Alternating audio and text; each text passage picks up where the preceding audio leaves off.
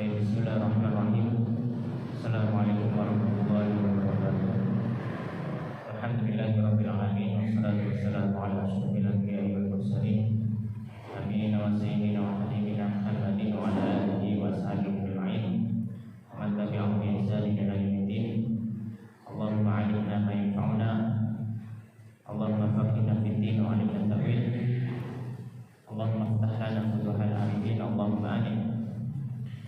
Alhamdulillah, kawan-kawan semua kepada Allah Subhanahu wa taala. Malam hari ini kita lanjutkan ngaji kitab Safinatul Najah. Dan insyaallah malam hari ini kita masuki pembahasan tentang hal-hal yang diharapkan bagi orang yang berhadas. Bagi orang yang berhadas. Suara ini.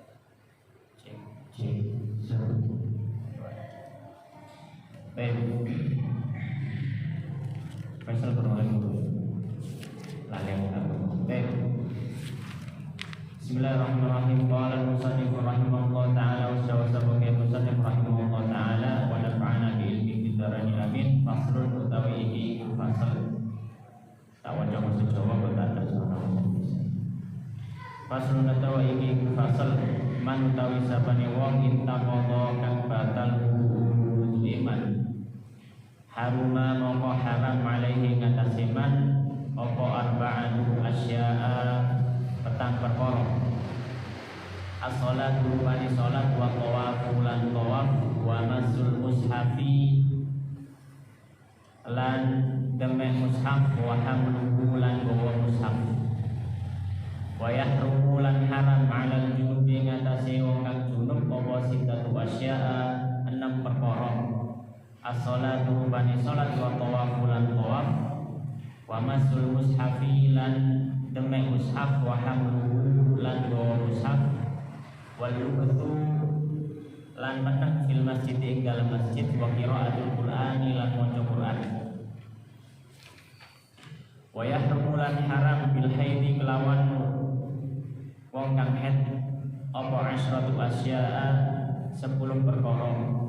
As-shalatu rupani salat wa tawafu lan tawaf wa masul mushafi lan demek mushaf wa hamluhu lan bawa mushaf wal betul lan menang fil masjid ing dalam masjid wa qiraatul qur'ani lan maca Qur'an wa shaumu lan puasa wa talaqu lan talak wal mururu lan ngambah fil masjid ing dalam masjid in khafat nalikane khawatir sapa almar'atu wong wadon talbisahu ing ngrusoni masjid wal istimta'u lan istimta' bima kelawan badan baina surrati kang ana ing dalem antarane udel warubati lan dengkul. Maka di sini pembahasan ini musannif rahimahullah ta'ala membahas tentang hal-hal yang diharamkan ketika seorang itu hadas. Hadas ada dua, ada hadas kecil, ada hadas besar. Hadas kecil yaitu hadas yang disebabkan oleh keluarnya sesuatu dari dubur atau bubul, atau tidur atau hilang akal, kecuali orang yang tidur dalam kondisi duduk yang sudah dibahas sebelumnya, atau menyentuh wanita yang bukan, atau menyentuh lawan jenis yang bukan mahram, atau menyentuh kemaluan atau lubang dubur dari orang lain. Ini hadas kecil.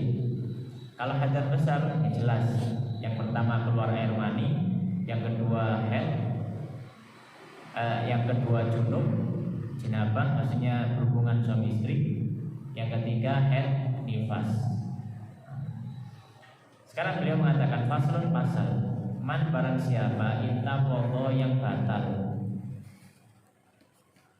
wudunya. Berarti ini bahasa bang hadas kecil. Nah, orang yang berhadas kecil dalam artian batal wudunya haruma haram alaihi atas orang tersebut arba'atu asya'a 4 hal. Maka diharamkan bagi orang tersebut apa? 4 hal. Yang pertama adalah as-sholatu, sholat, jelas sholat. Maka orang yang batal wudunya tidak boleh sholat. Sebagaimana dalam firman Allah Subhanahu wa taala, ya ayyuhalladzina amanu idza qumtum ila sholati faghsilu wujuhakum dan seterusnya. Di situ Allah Subhanahu wa taala menjelaskan tentang wudu, tapi Allah Subhanahu wa taala memberi syarat kalau apa? Idza qumtum ila sholat. Kalau kalian ingin melaksanakan sholat. Juga dalam hadis disebutkan la yaqbalullahu sholata ahadikum idza ahdatsa hatta yatawadda. Allah tidak menerima sholat seorang dari kalian ketika dia hadas sampai dia jelas. Yang kedua tawaf di Ka'bah. Ini juga tidak boleh kalau batal wudunya. Sebagaimana dalam hadis disebutkan at-tawafu mithlu shalah. Tawaf itu seperti sholat. Dalam segi syarat-syaratnya dipersyaratkan apa? Dipersyaratkan suci. Maka kalau orang tawaf terus batal misalkan tengah-tengah oleh teluk putaran. Ya, tawaf kan berapa putarannya? 7. Oleh teluk putaran batal. Ya. Maka bagaimana apa yang harus dilakukan? Maka dia stop, dia wudu kamar mandi. Ya, kamar mandi, kemudian dia mulai tidak mulai dari awal, tapi dia mulai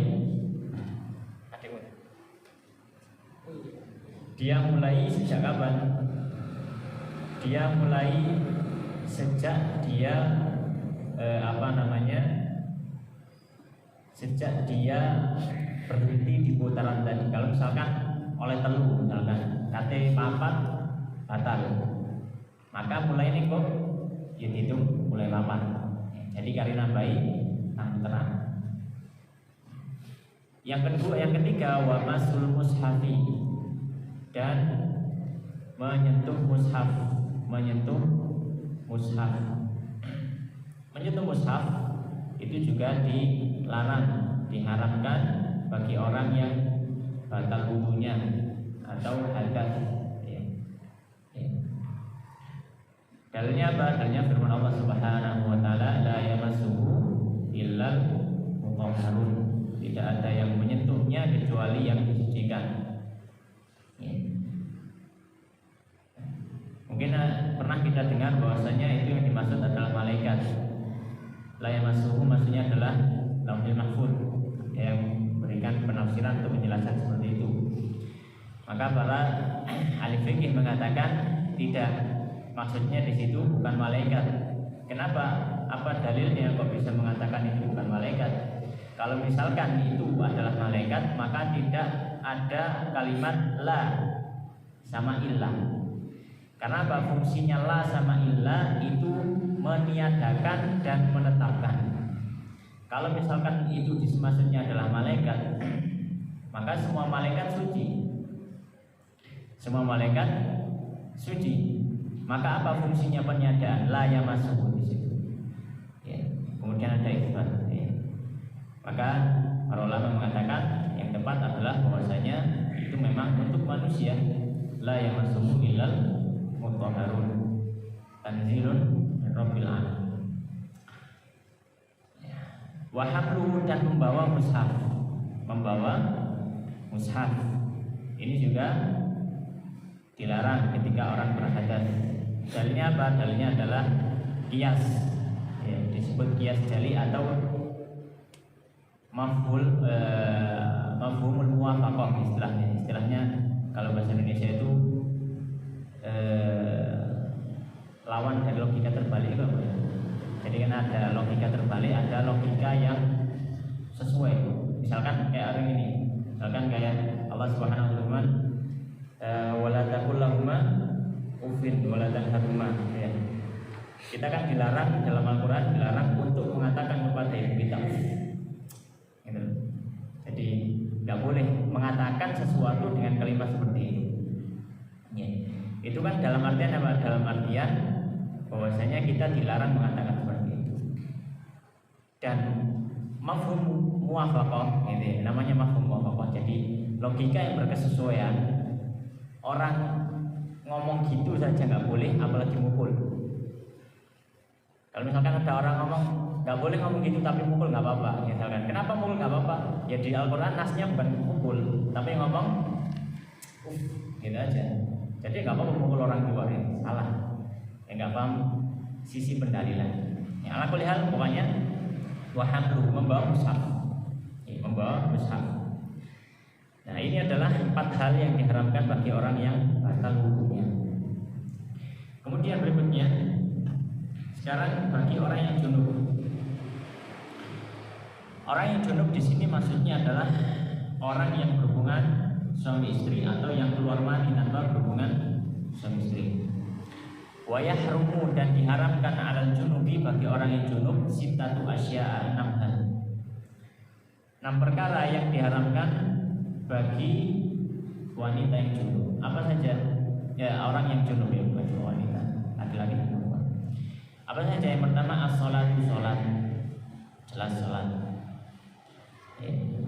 Orang yang batal wudunya saja tidak boleh sholat, apalagi yang junub.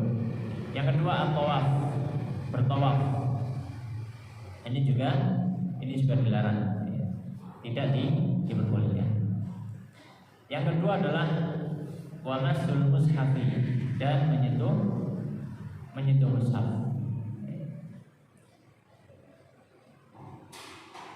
Adikmu bingung gak? Adikmu gak sih? Iya dia aku, macam aku. Kalau gue agak bingung lah hari. Kan bingung. Jadi apa sih? Kan pengen dari toilet itu toilet. Baik. Wamasul mushafi menyentuh mushaf. Menyentuh mushaf. Ya, ini diharamkan juga bagi orang junub. Kenapa? Ya karena tadi orang yang batal wudunya saja nggak boleh, apalagi yang junub. Wa hamluhu dan juga membawa mushaf. Kemudian ada tambahan wal lubatu dan tinggal fil masjid di dalam masjid. Ini juga dilarang bagi orang yang junub.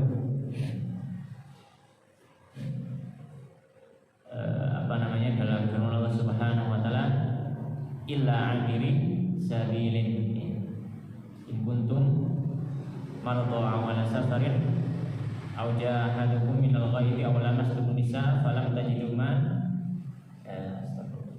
bukan ayat yang lainnya ya. Wa in kuntum junuban fatahharu wa in kuntum marḍā aw 'alā safarin aw jaa'a ahadukum minkum minal ghaidi aw lamastumun nisaa falam tajidu fatayammamu sa'idan thayyiban famsahu biwujuhikum wa aydikum. Mana itu? Pokoknya di dalam Al-Quran disebutkan illa 'abiri sabilin hatta ya, kecuali bagi orang yang hanya lewat saja. Ya, bagi orang yang hanya lewat saja. Ya, maka dilarang bagi orang yang junub untuk berdiam diri di masjid. Nek lewat kok nggak apa-apa. Lewat tidak masalah. Tapi kalau berdiam diri di masjid maka ini dilarang. Juga dalam hadis disebutkan ini lauhillu al-masjidah li haidin wala junub. Saya tidak menghalalkan masjid untuk orang yang haid dan juga orang yang junub. Berikutnya tambahan yang untuk orang junub adalah qiraatul Quran, membaca Al-Quran. Ya, membaca Al-Quran ini juga terlarang bagi orang yang sedang junub dengan niat membaca Al-Quran. Tapi kalau niatnya zikir meskipun sampai 1 surat misalkan nggak masalah. Contohnya apa? Contohnya misalkan zikir sebelum tidur. Termasuk zikir sebelum tidur adalah baca trikul, kulhu ya sama muawwidzatain, kul wallahu ahad sama qul a'udzu birabbil falaq atau qul a'udzu birabbil falaq dan qul a'udzu birabbin nas. Kemudian diusapkan ke wajah dan ke seluruh tubuh. Itu ketika dia junub maka boleh, tapi dengan syarat niat dalam hati zikir, bukan baca Quran. Atau misalkan ketika dia naik kendaraan dia membaca subhanalladzi sakhkhara lana hadza wa ma kunna lahu muqrinin wa inna ila rabbina lamunqalibun. Itu ayat Al-Qur'an. Tapi niatnya apa? Niatnya zikir bukan baca Quran. Maka boleh. Tapi kalau niatnya baca Quran maka nggak boleh. Harus mandi. Selanjutnya wa yahrumu dan diharamkan bil haidhi bagi wanita yang haid asyratu asya'a 10 hal. Haram bagi wanita haid 10 hal. Yang pertama adalah as-shalatu salat. Ya. Jelas ya, kalau haid jelas salat. Kemudian wa tawaf dan tawaf. Tawaf ini juga dilarang bagi wanita yang haid. Wa masul mushafi dan menyentuh mushaf. Wa hamluhu dan bawanya sama dengan orang yang batal wudu tadi. Wal nubathu fil masjid juga sama, berdiam diri di masjid juga tidak boleh bagi wanita haid. Wa qiraatul Qur'ani dan orang yang baca Al-Qur'an juga sama, tidak boleh bagi wanita haid, maka tidak diperbolehkan baca Al-Qur'an dengan niat membaca Al-Qur'an. Wa shaumu dan puasa. Nah, ini tambahannya. Untuk haid ada tambahannya, itu apa? As-shaumu, puasa. Ya. Maka bagi wanita yang sedang haid maka diharamkan untuk puasa ketika dia masih haid. Ya. Sebagaimana dalam hadis Aisyah, puasanya beliau ditanya tentang kenapa kok wanita itu kalau haid dia nggak puasa dan nggak sholat, sedangkan yang diqadha hanya puasanya saja, sholatnya nggak diqadha. Maka kata Sayyidah Aisyah, kami dulu juga sama, haid kita nggak puasa, kita nggak sholat, dan Nabi SAW memerintahkan kami untuk mengqadha puasa, tidak mengqadha sholat. Maka puasa ini diharamkan bagi wanita haid. Yang kedua kemudian berikutnya tambahannya untuk yang haid adalah waqalahu dan talak. Tapi ini bukan haram bagi wanitanya, tapi haram bagi laki-lakinya. Haram bagi laki-laki mentalak istrinya ketika istrinya sedang haid. Ya, jadi kalau mau mentalak ya, semoga terhindar dari itu. Ya, dilihat kondisinya, apakah dia sedang suci atau sedang haid. Ya. Kalau ditalak ketika sedang haid terjadi talak, tapi dosa laki-laki. Ya, makanya dilarang mentalak wanita ketika wanita itu haid. Wa talaku dan tolak, sebagaimana kisahnya sahabat Ibnu Umar. Ibnu Umar pernah mentalak istrinya ketika istrinya sedang haid. Kemudian bapaknya yaitu Umar bin Khattab yang lapor ke Nabi sallallahu alaihi wasallam, kepada Nabi, Ibnu Umar nalak bojone tasih haid ribut. Maka Nabi sallallahu alaihi wasallam mengatakan urhu fal yuraji'ha, perintahkan anakmu untuk kembali, untuk rujuk kepada istrinya. Makanya nggak boleh talak ketika dia sedang haid. Kemudian yang berikutnya tambahan untuk wanita haid, wal mururu fil masjidi, wal mururu dan jalan fil masjidi, dalam masjid. In khafat, jika khawatir, talwithahu, mengotori masjid. Soalnya kalau zaman dahulu itu kan belum ada softtek, belum ada pembalut ya, belum ada pembalut serta merek ya. Belum ada pembalut ya. Jadi kan kadang pakai kain gitu saja. Itu kan kadang kan rembes. Jadi kadang ya bocor dan sering. Maka kalau misalkan khawatir wanita itu kalau lewat masjid nanti ada yang bocor atau dia sedang bocor misalkan, maka tidak boleh masuk masjid. Masuknya saja nggak boleh. Tapi kalau merasa aman, misalkan pembalutnya baru ganti, dia juga baru mandi, baru bersih diri, ya maka masalah lewat saja, ya, lewat saja, bukan pergian. Kemudian berikutnya ditambahi wal istimta'u dan istimta'. Istimta' itu bertumbuh. Bima cita ini belum ya? Belum ya wis. Belum ini. Apa lali Wal istimta'u, dan bercumbu bima dengan bagian tubuh, baina surrati, antara pusar, warukbati dan lutut. Ya, ini juga dilarang. Dilarang bercumbu bagi suami mencumbu istrinya pada bagian tubuh di antara pusar dan lutut. Pengantin nanya ya atau apa ya? Kalau pengantin baru misalkan bagaimana ya?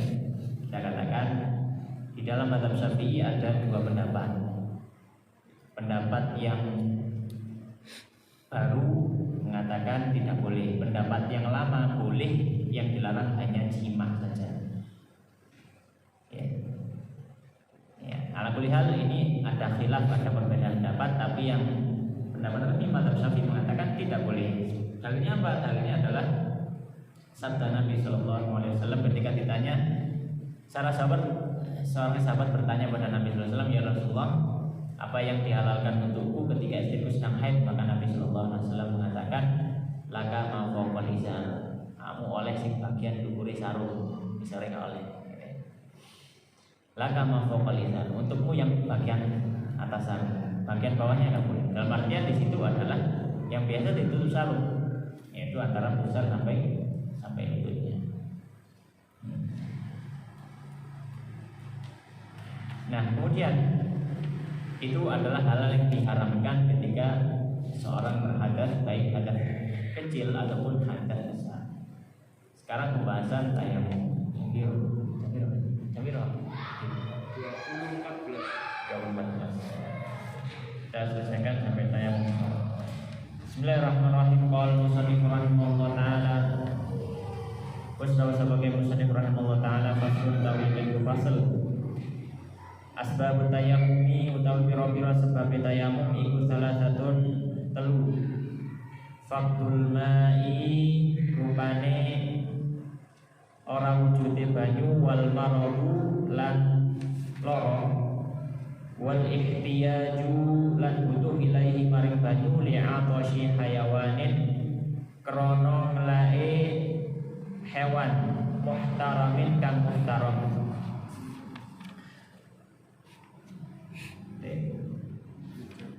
Sekarang beliau mengatakan asbab tayamum, sebab-sebab tayamum. Nah, sekarang bahas tayamum. Tayamum itu adalah salah satu rukhsah atau keringan dengan Allah Subhanahu wa taala sebagai sarana untuk bersuci dari hadas kecil dan besar. Ya, baik karena hadas kecil atau hadas besar. Dia dilakukan dengan menggunakan debu. Karena tayamum ini rukhsah ketika atau keringanan ketika tidak ada air. Dan boleh seorang itu menggunakan debu untuk untuk bersuci tadi dengan beberapa sebab. Ada sebabnya, tidak langsung milih pakai debu, itu bukan. Ya. Maka ada sebabnya. Yang pertama apa? Asbab tayamum, sebab tayamum salah satu ada 3. Yang pertama faqdul ma'i, hilangnya air atau ketiadaan air, kekeringan dan sebagainya. Ya, maka ini diperbolehkan untuk memakai debu tayamum. Ya. Ini yang pertama. Sebab pertama adalah tidak ada air. Sebab yang kedua wal maradu, dan sakit. Ada air tapi dia sakit. Yang mana dokter sudah mengatakan sampai nek maksa nggih banyu, kena banyu ini kena banyu. Warasi suwe. Atau kalau tidak sembuhnya lama, ya mungkin bisa menyebabkan anggota tubuh yang tadi kena air itu menjadi tidak berfungsi lagi. Ya. Misalkan loro mripate misalkan, kemudian diperban dokter ngomong misalkan ini mripate sampean kalau kena banyu Mas. Kena banyu iki iso waras. Sama akhirnya kayak sedelok. Ya. Kalau misalkan dokter sudah mengatakan seperti itu, ya sudah, tayamum. Ya, atau misalkan tidak karena sembuhnya semakin lama atau atau ada bagian tubuh yang tidak berfungsi nanti kalau pakai air. Termasuk juga bagian yang membolehkan tayamum adalah kalau misalkan luka tadi kalau kena air bisa menimbulkan bekas luka pada tempat yang terlihat bagi khalayak umum, misalkan wajah, misalkan mau gosor misalkan ya. Kemudian dokter ngomong, "Mas iki aja sampai kena banyu, Mas, ini kena banyu kok bekas ireng gak jadi lagi ditompel sama kalian lagi ini misalkan." Maka di situ boleh tayamum. Meskipun cara sembuh ya padha ae. Warase padha ae, waktune padha ae, gak masalah. Tapi kata dokter, gak apa-apa masalah kena banyu, cuma itu mang. Nek sampean kena banyu, iki kok kayak hilang bekas luka. Maka boleh bertayamum ketika itu. Tapi kalau luka-luka ringan ya nggak boleh. Baik. Itu yang kedua. Yang ketiga, wal ihtiyaju, dan adanya kebutuhan. Al-ihtiyaj, kebutuhan ilaihi, kepada air tersebut. Kebutuhan itu apa? Li'atashi, karena hausnya hayawanin, makhluk muhtaromin yang muhtarom. Karena hausnya makhluk yang muhtarom. Misalkan kalau zaman dulu, kalau sekarang ya mungkin sulit dibayangkan. Kalau zaman dulu kan, atau di tanah Arab misalkan perjalanan padang pasir misalkan, ya kan kadang bekal air menipis, sedangkan nggak ada sumber air. Maka kadang air itu bisa hanya cukup untuk minum saja. Kalau ditambah untuk wudu nanti minumnya kurang, dan itu menyebabkan dehidrasi dan bisa terjadi musibah di situ dari keburukan. Maka boleh airnya dibuat minum terus dia tayamum. Ya. Dan yang diperbolehkan tadi maksudnya adalah ketika ada orang yang butuh minum atau makhluk yang butuh minum itu dengan syarat. Ya. Dengan syarat yaitu disebut hayawanin muhtaromin, makhluk yang muhtarom. Boleh dirinya atau orang lain. Misalkan dia jalan sama temannya, kemudian pas perjalanan nggak ada air temannya butuh air, kemudian dia juga butuh wudu. Kalau dibuat wudu airnya nggak bisa untuk minum temannya, maka dahulukan temannya. Tapi syaratnya tadi apa? Muhtarom. Apa muhtarom? Nah, di sini sebutkan berikutnya. Ghairul muhtarami lan utawi selain muhtarom iku sintatun ana 6. Tarikus sholati rupane wong kang ninggal salat, wazani lan pezina al muhsanu lan kang muhson, wal murtadu lan murtad, wal kafiru lan kafir al harbi wal kalbu al aquru lan asu, wal khinziru lan babi. Ghairul muhtarami, yang bukan muhtarom dalam artian kalau yang bersama kita adalah salah satu dari 6 ini, maka nggak harus kita kasihkan air untuk 6 ini. Kita boleh pakai untuk wudu, biarkan dia. Mati ya bocah, Parnoan. Ada berapa? Ada sintatun 6. Ini yang ghair muhtarom. Selain itu maka disebut muhtarom, maka harus kasih airnya. Kenapa yang dimaksudkan muhtarom sama ghair muhtarom? Muhtarom itu darahnya tidak boleh ditumpahkan. Sedangkan yang ghair muhtaram itu sebenarnya darahnya muhdar istilahnya kalau gitu. Kalau dia dibunuh itu nggak ada konsekuensi hukum. Ya, ini nggak dianggap gitu. Tapi yang pertama tarikus sholati, orang meninggalkan sholat. Ya, orang yang meninggalkan sholat ini masuk muhdar. Ya, dengan syarat apa? Dengan syarat dia harus sudah dimintai taubat dulu. Dia dimintai taubat dulu.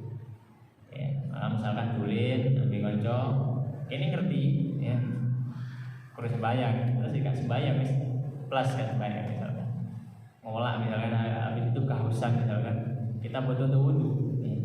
Kemudian banyu kayak nahanku, ya, sepura tak wudu, misalkan, tapi ya, sebaiknya dikasih nasihat dulu, atau sih sembayang sih kita kayak banyu ini. Baik.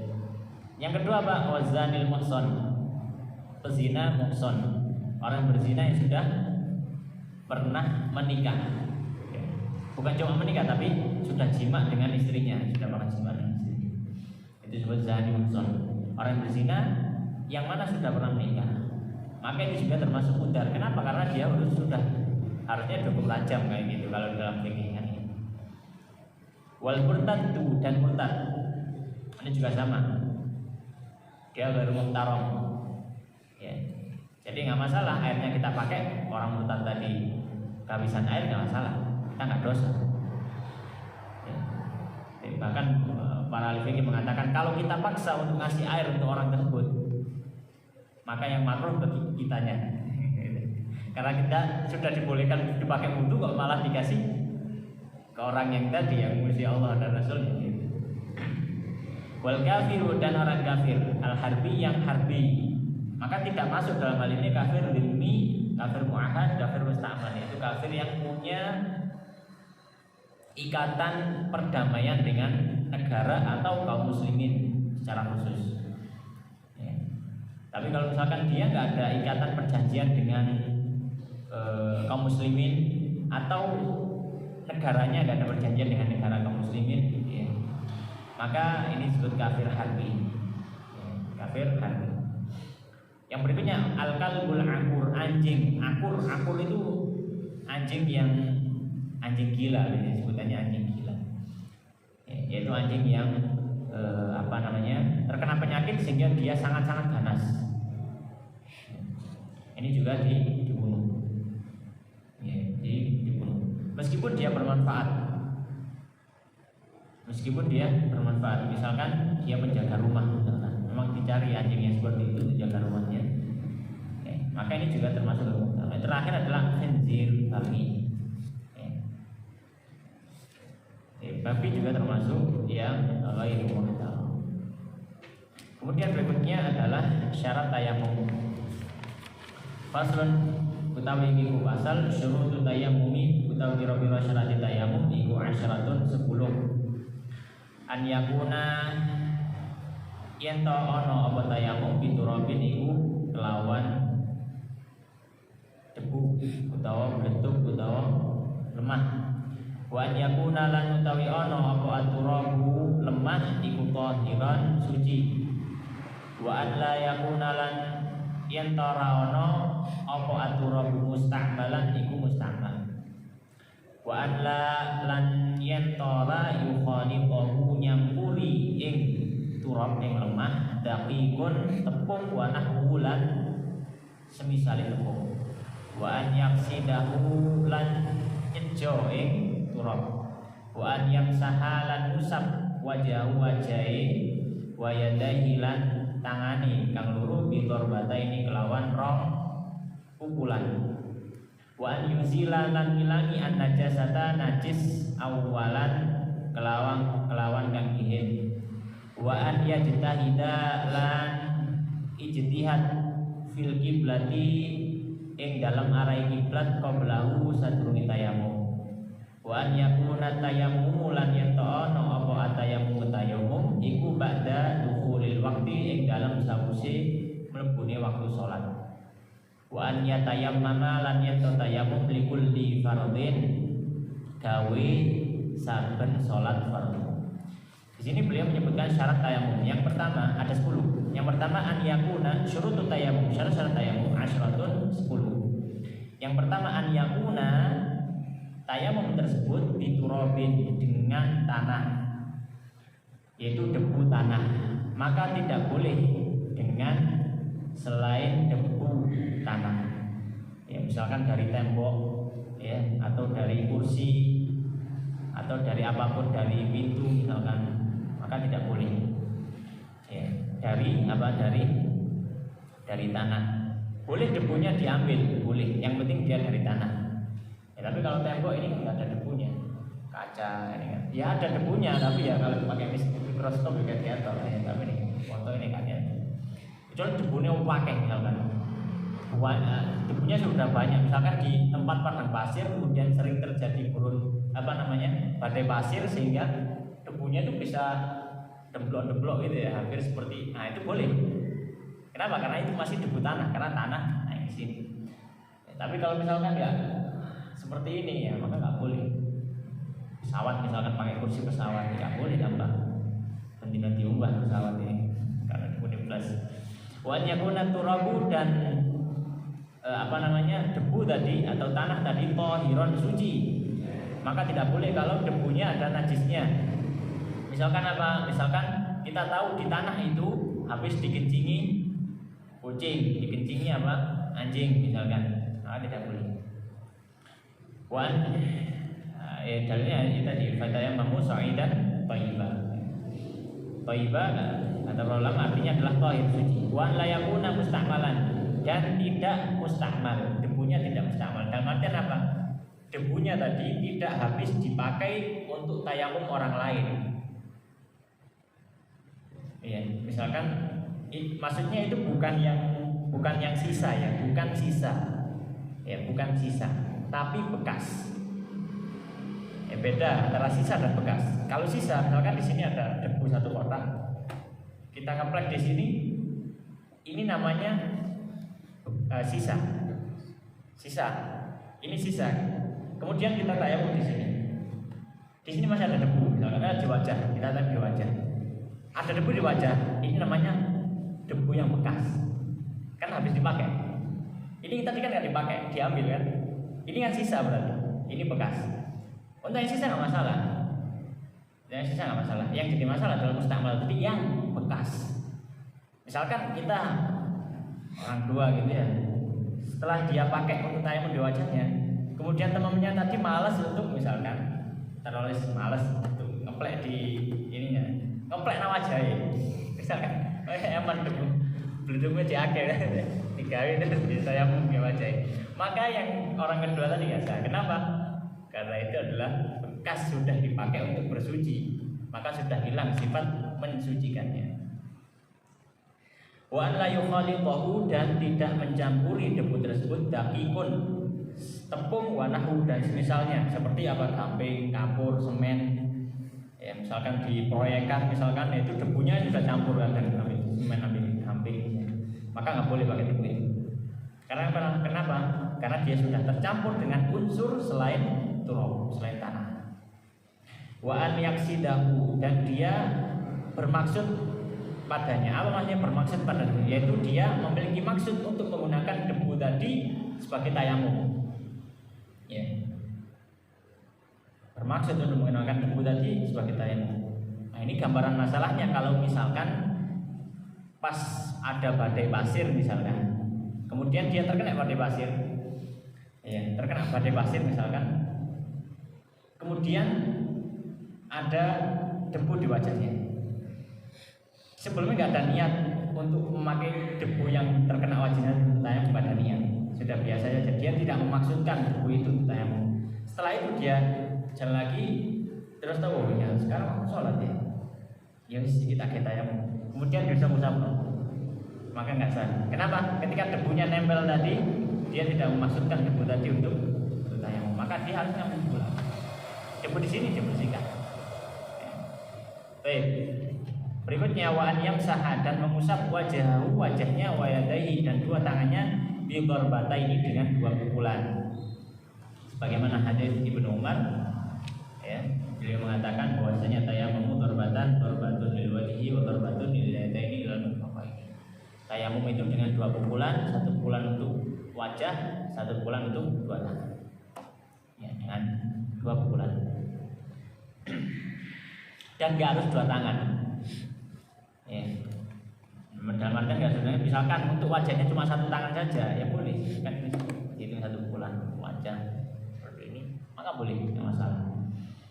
Wa an yuzila dan menghilangkan an najasata najis awalan sebelum tayamum hilangkan dulu najisnya barangkali ada najisnya nempel. Wa an yajtahida dan berijtihad atau mencari. Wa an yajtahida dan mencari fil kiblati dalam arah kiblat. Qablahu sebelum tayamum. Ya, sebelum tayamum dia cari dulu arah, dia tahu dulu. Ya, tidak harus ngadep kiblat ketika tayamum, tapi paling enggak dia harus tahu dulu mana kiblat. Kalau dia nggak tahu harus cari tahu dulu arah kiblat. Kemudian berikutnya wa an yakuna tayammumu, dan tayamum tersebut ba'da, setelah dukhulil waqti, maksudnya waktu sholat. Maka misalkan sholat zuhur jam 12, kemudian dia tayamum untuk sholat zuhur jam 11. Meskipun nggak batal, ketika nanti azan masuk waktu sholat dia harus tayamum lagi, karena tayamumnya nggak dianggap. Kenapa kok seperti itu? Iya, karena tayamum adalah rukhsah.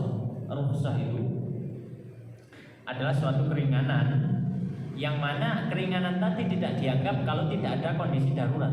Seperti orang makan babi, orang nggak boleh makan babi kalau memang nggak darurat. Sama seperti tayamum. Tayamum juga rukhsah namanya. Rukhsah itu kalau misalkan hukum asal nggak ada, dia jadi pengganti. Nah, ketika belum ada kewajiban sholat, dia nggak ada kewajiban untuk bersuci. Ya.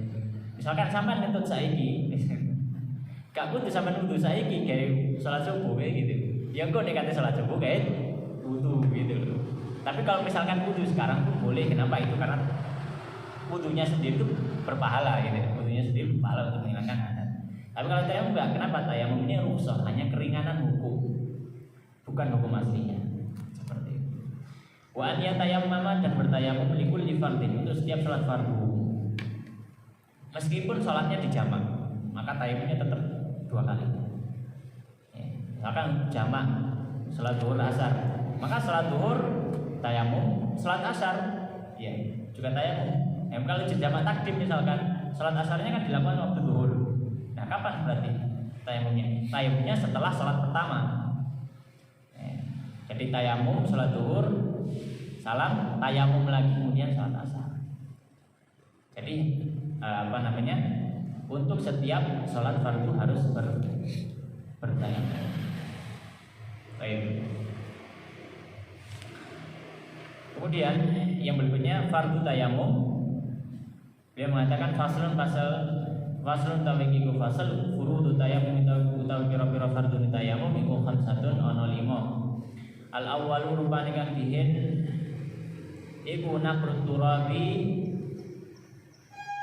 mindah lemah atau mindah bleduk.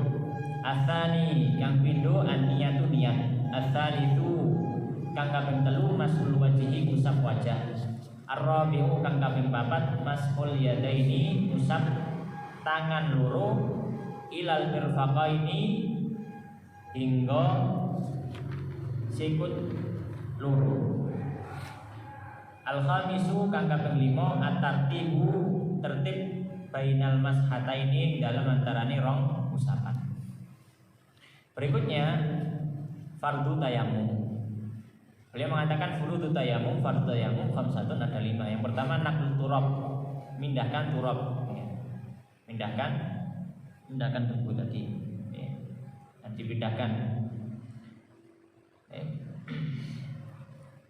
Kemudian yang kedua ats-tsani adalah an-niyatu niat. Ya. Niat. Ya. Makanya tadi ada naqlu turab, makanya ada pukulan tadi ya, untuk memindahkan. Ats-tsani yang kedua adalah niat, innamal a'malu binniyat, harus ada niat. Ats-tsalitsu yang ketiga adalah mashul wajhi, ya. Mengusap wajah. Ya. Mengusap wajah, ini seluruh wajah. Ya. Seluruh wajah yang zahir, tapi tidak harus seluruh kulitnya atau seluruh bulunya terkena, tidak harus.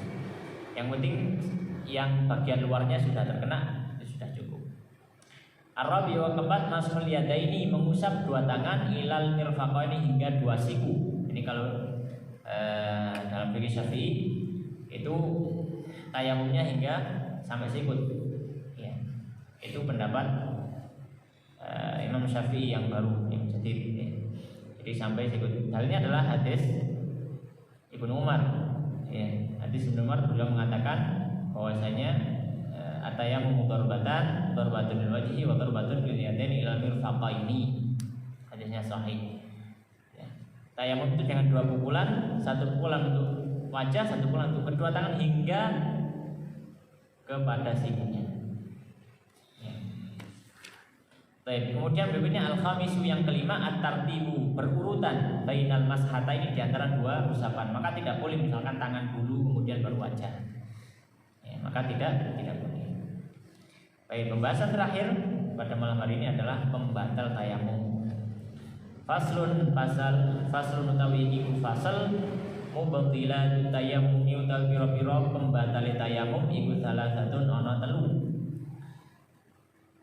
Ma rupane barang kang abtala wis batalake al-wudu'a ing wudu waridatulan murtad wat tawahumul ma'i lan nyangka wujude banyu intayam mama nalika tayammum li faqdihi krana ora wujude banyu. Pembatal tayamum ada 3 yang disebutkan di sini secara umum. Ya. Yang pertama adalah mubtilatut tayammumi, pembatal tayamum salah satu ada 3. Hal-hal yang abtala membatalkan al-wudu. Seluruh hal yang membatalkan wudu maka membatalkan tayamum. Ya. Dari keluarnya suatu dari kemaluan atau dubur, kemudian menyentuh yang bukan mahramnya, ya, kemudian menyentuh kemaluan dan lubang dubur, ya, dan juga hilang akal kecuali tidur dalam kondisi duduk. Ya, maka semua ini membatalkan tayamum, ya, sebagaimana juga membatalkan wudu yang sudah dibahas sebelumnya. Yang kedua ada tambahan waridatu murtad. Kalau dalam pembahasan wudu, kemurtadan tidak masuk dalam pembatal wudu. Dalam artian, kalau misalkan orang habis wudu, naudzubillah, kemudian murtad, kemudian masuk waktu sholat, dia masuk Islam lagi, misalkan, apakah harus wajib mengulangi wudunya? Tidak. Kenapa? Karena wudu itu para ulama mengatakan wudu itu menghilangkan hadas. Hadas nggak ada hubungan sama murtad atau nggak murtadnya orang tersebut. Hadas, ya, atau sucinya hadas menjadi batal kalau muncul hadas lagi. Sedangkan murtad bukan hadas. Ya. Nah, tayamum, kenapa tayamum bukan dihukumi seperti wudu? Para ulama mengatakan yang pertama karena tayamum ini adalah ibadah pengganti atau pensucian pengganti, bukan asli. Makanya tidak bisa sekuat wudu. Kemudian sebab alasan yang kedua adalah bahwasanya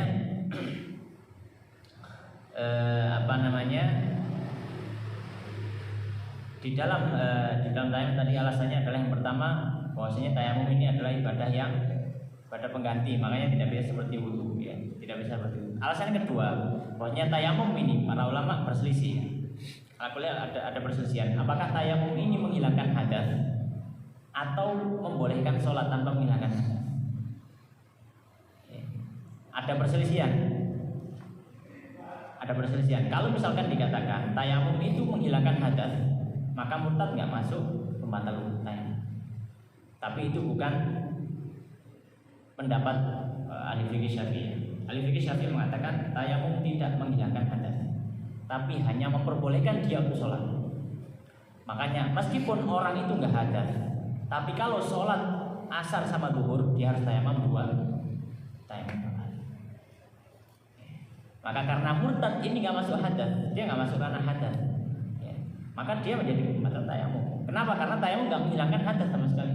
Dia hanya membolehkan orang tersebut untuk sholat.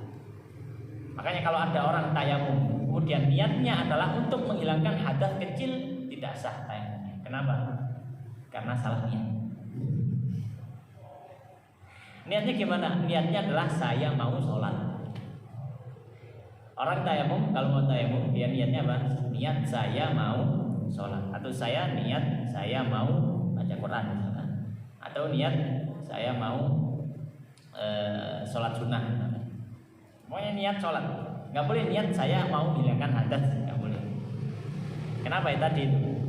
Itu kembali ke perselisihan ya, masalah apakah tayamum menghilangkan hadas atau tidak. Hasilnya apa? Hasilnya tadi, kalau misalkan ada yang ngomong menghilangkan hadas, ya murtad nggak masuk hadas, jadi ya dia nggak masalah, dia nggak masalah tayamum. Tapi itu bukan pendapat ulama Syafi'i yang mengatakan Tayamum tidak menghilangkan hadas sehingga murtad itu membatalkan tayamum. Dan yang terakhir adalah tawahumul ma'i. Ada prasangka adanya air. In tayammama, jika dia tayamum li faqdihi karena tidak ada air. Dengan syarat kalau misalkan sebelum sholat, bukan pas sholat. Jadi dia tayamum, misalnya sudah adzan, sudah saya tayamum saja. Sebelum sholat dia punya prasangka, meskipun prosentase prasangkanya rendah, tapi punya prasangka ada air. Entah karena ngelihat kok banyu, ya misalkan tapi kayak kok Fata Morgana gitu ya, Fata Morgana. Ya, misalnya seperti itu. Meskipun melihat seperti itu, dia nggak boleh pakai tayamum tadi untuk sholat, harus datangi.